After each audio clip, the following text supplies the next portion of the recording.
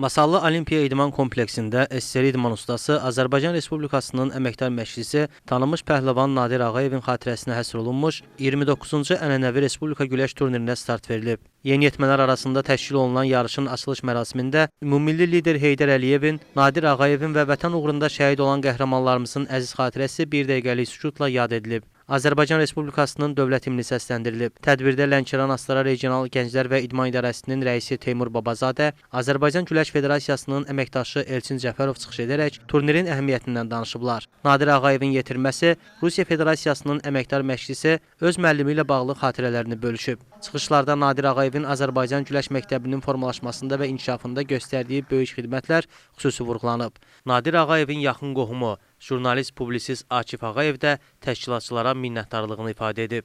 Daha sonra yarışlara start verilib. 2 gün davam edən turnirdə 2009-2011-ci il təvəllüdlü yeniyetmə Yunan-Roma güləşçiləri 18 dərəcəsində mübarizə aparıblar.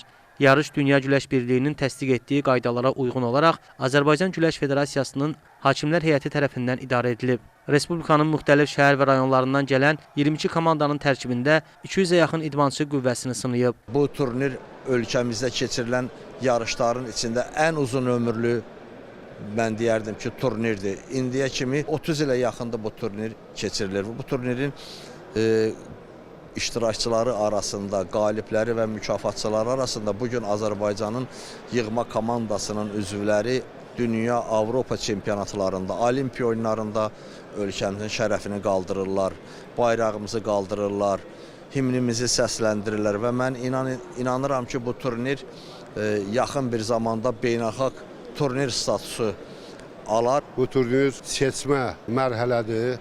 Yəni Azərbaycan yığma komandasına kadet yaşında olan, 16 yaşına qədər olan idmançıların turniridir. Respublikanın ən prestij turnirlərindən biridir. Biz Nadir müəllimin tələbələri, şagirdləri artıq bunu 29 ildir davam elətdiririk.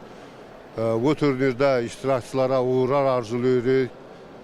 Qoy bu turnirdə iştirak edən idmançılar Azərbaycanın bayrağını dünya və Avropa arenalarında qaldırsınlar. Turnirin əsas məqsədi Nadir Ağayevin keçdiyi şərəfli idman yolunun təbliği, Yunan-Roma güləşinin inkişafı və gənclər arasında kütləvililiyinin artırılması, həmçinin ölkə yığmasına yeni istedadların seçilməsi olub. Yarışın qaliblərinə təşkilat komitəsi və sponsor tərəfindən diplom, medal və pul mükafatları təqdim olunub.